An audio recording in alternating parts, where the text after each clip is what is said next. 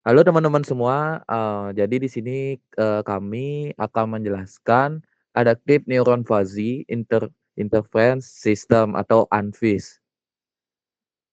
Nah, sebelum itu kami akan memperkenalkan diri terlebih dahulu. Nah, perkenalkan nama saya sendiri, Wira, dengan NIM 47. Selanjutnya teman saya. Kemudian perkenalkan nama saya Eka Heriawan dengan akhiran NIM 76. Selanjutnya saya sendiri, Iwayan Bagus Satria Putra Pratama dengan akhiran NIM 56. Selanjutnya, saya Igede Wahyudin Putra dengan akhir NIM 66. Saya Riza dengan akhiran NIM 80. Saya Albertus dengan akhiran NIM 81. Saya Gung Rahma dengan NIM 75.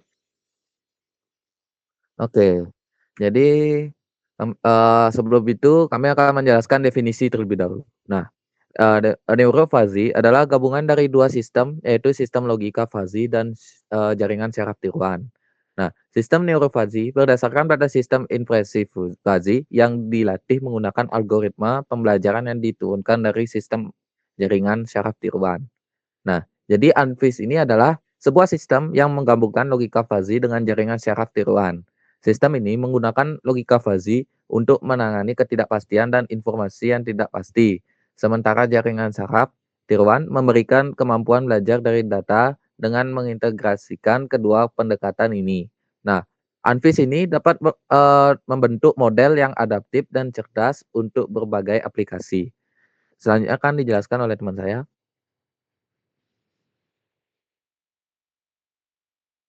Oke, di sini saya akan menjelaskan algoritma ANFIS.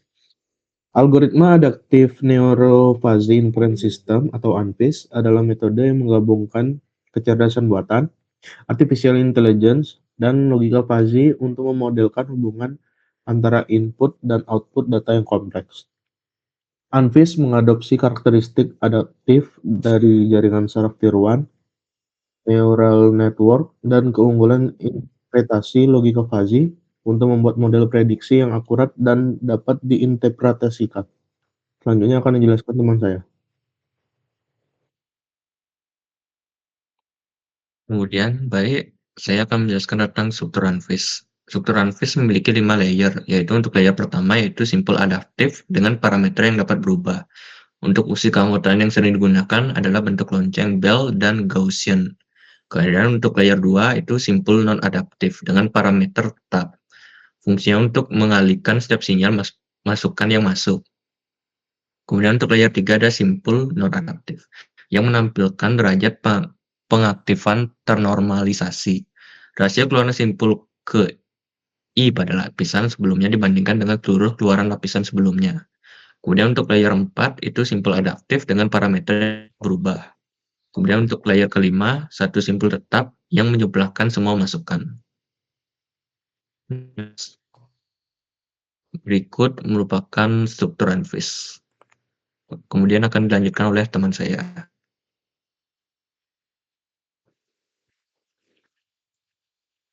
Jadi berikut adalah proses pembelajaran ANFIS, yaitu satu tahap pembelajaran maju mundur dinamakan satu EPOK.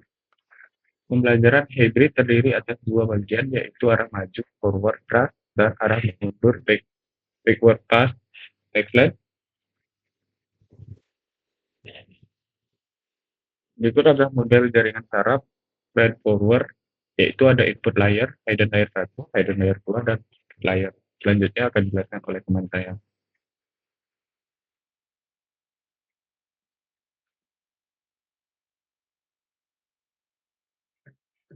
Berikut adalah tahapan-tahapan ANFIS. Fase pertama, pengaturan fuzzy state. ANFIS menetapkan himpunan fuzzy yang mewakili data input. Ini termasuk menentukan jumlah dan bentuk fungsi keanggotaan membership function untuk setiap variabel input. Fase kedua, inferensi fuzzy. ANFIS menerapkan aturan-aturan fuzzy berdasarkan himpunan fuzzy. yang telah ditentukan. Aturan-aturan ini menghubungkan input dengan output melalui fungsi implansi fusi. Fase ketiga, pembangunan aturan dan defusifikasi. Output dari setiap aturan fusi digabungkan menjadi satu output tunggal. Penggabungan dilakukan dengan bobot yang ditentukan selama proses pembelajaran. Output diakhiri, kemudian didefusikan untuk menghasilkan nilai prediksi. Berikut akan dijelaskan oleh teman saya. Berikut ada contoh aplikasi. Kampus ingin memberikan beasiswa kepada mahasiswa karena belum memiliki aturan yang baku mengenai persyaratan seorang siswa menerima beasiswa atau tidak. Sekolah itu mengadakan riset kepada kampus lain dengan mengambil data mahasiswa yang menerima beasiswa dan yang tidak menerima beasiswa. Harapannya mendapatkan knowledge dari data tersebut sehingga dapat diterapkan ke dalam satu aplikasi sistem pendukung keputusan. Selanjutnya,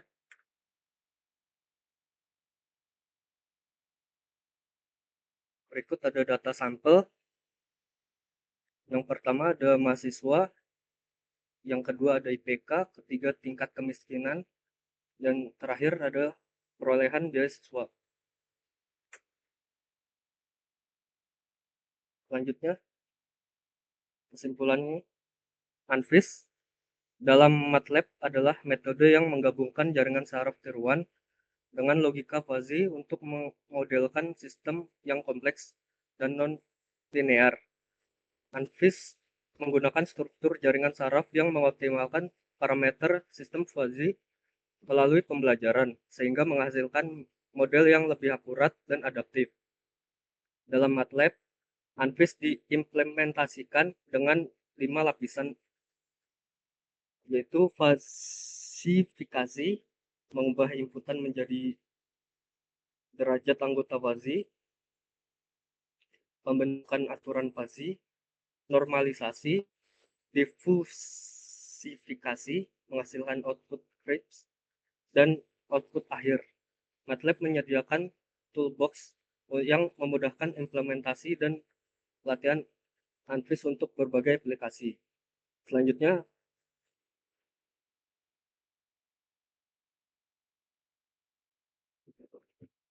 Jadi selanjutnya akan didemo oleh teman kami untuk aplikasi ANFIS. Baik, halo semuanya, saya Kayan. Di sini saya akan mempraktekkan ANFIS yang diterapkan pada software MATLAB. Langsung aja kita ke demonya. Nah, jadi di sini pertama kita siapkan file dengan nama nilai.dat, yang dimana nilai.dat ini harus disimpan pada dokumen lalu direktori MATLAB. Nah, selanjutnya kita buka MATLAB-nya. Jadi kita load terlebih dahulu nilai.dat ini supaya terbaca pada MATLAB-nya. Lalu kita tuliskan fungsi unfreeze edit. Setelah kita tekan enter, selanjutnya kita akan menampilkan yaitu unfreeze editor, di mana di sini kita akan membuat unfreeze-nya. Jadi hal yang kita lakukan, pertama kita load datanya terlebih dahulu. Nah, jadi di sini kita pilih file nilai dat yang tadi, lalu kita open, dan dia akan menampilkan atau membaca data yang tadi dan dikonvert dengan konsep unfreeze.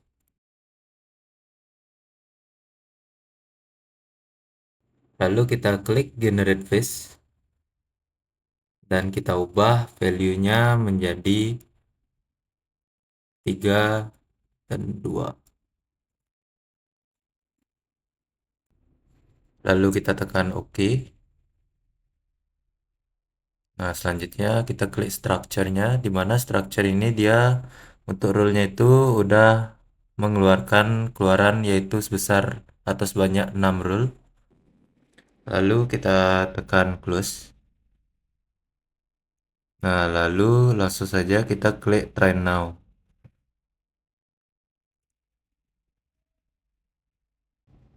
Nah, jadi di sini hasil setelah kita training tadi, memang hasilnya itu training error, itu sebenarnya nggak apa-apa. Jadi lanjut ke tahap selanjutnya, kita ekspor terlebih dahulu untuk file yang sudah di train tadi. Jadi kita simpulkan ke file dengan nama yaitu beasiswa.fish.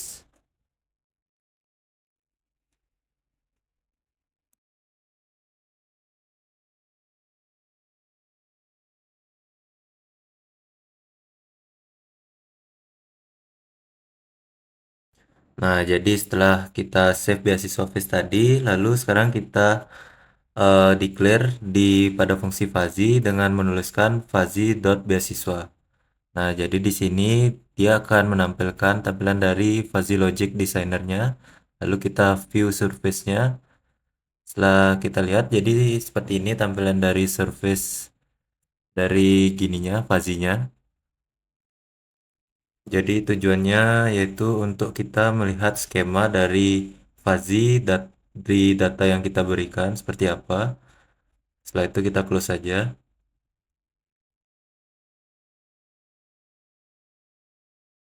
Pada tahap selanjutnya, kita melanjutkan dengan membuat GUI atau interface dari sebuah aplikasi dengan mengetikkan komen yaitu guide.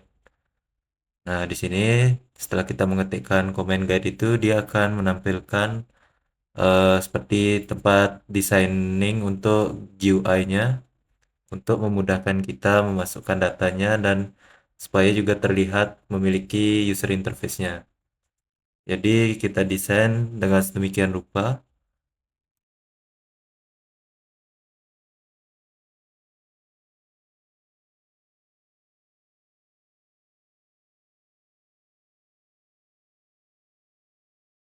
Perlu diperhatikan pula untuk memudahkan proses nanti kita callback-nya. Jadi pada setiap variabel inputan itu kita memasukkan tag-nya atau deklarasinya. Jadi seperti di sini indeks prestasi ini pada GUI kami namakan dengan nama yaitu IPK dan tingkat kemiskinan kita ubah menjadi TM. Nah, lalu kita juga memerlukan button untuk memprosesnya. Button ini nantinya kita namakan tagnya yaitu sebagai hitung. Jadi seperti ini prosesnya.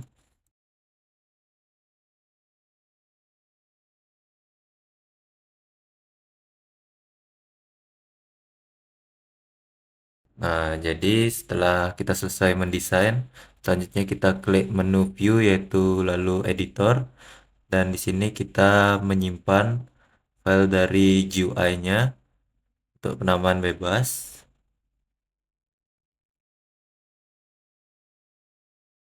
Nah, jadi seperti ini tampilan selanjutnya di mana di sini kita akan menyeting seperti apa sih GUI-nya ini akan berjalan.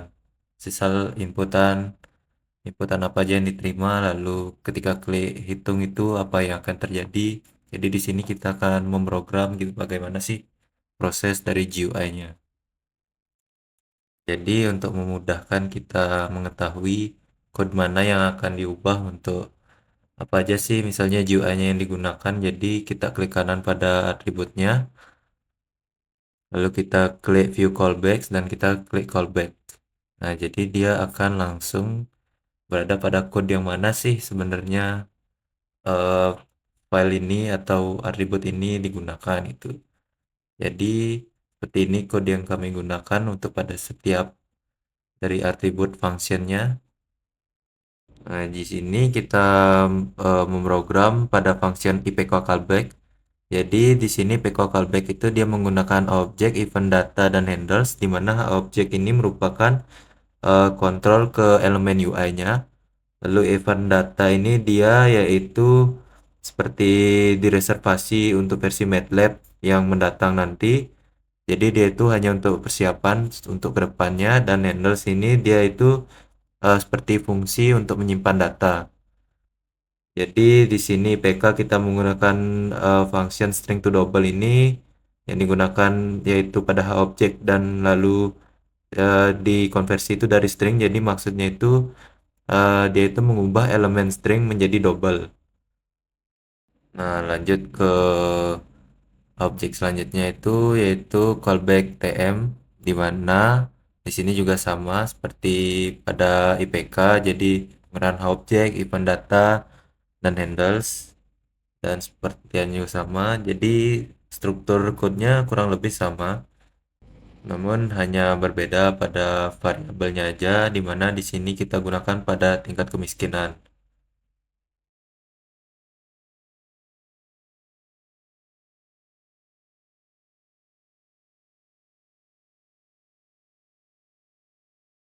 Nah, jadi pada tahap selanjutnya kita juga code pada bagian yang kita ubah tagnya tadi, yaitu sebagai hitung, di mana buttonnya dia juga sama, nanti akan setelah klik callback dia bakal berada di code functionnya. Jadi di sini kita code seperti ini.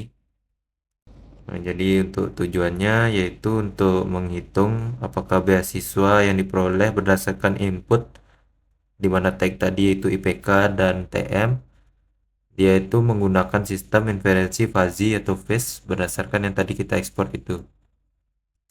Nah, jadi untuk code-nya juga kurang lebih hampir mirip, juga menggunakan objek, event data, dan handles. Tapi bedanya itu sini kita menggunakan redfish. Jadi redfish ini untuk membaca file fish yang tadi, yaitu yang kita simpan dengan nama beasiswa fish. Lalu input, jadi input ini dia mendapatkan input dari fungsi handles.ipk dan handles.tm itu, dimana tadi itu kita kan menginputkan pada IPK dan TM, jadi dia akan disimpan dan digunakan di sini. Lalu di out atau eval phase-nya ini dia akan mengevaluasi phase dengan vektor inputnya dan mengambil atau mengembalikan hasil outputnya.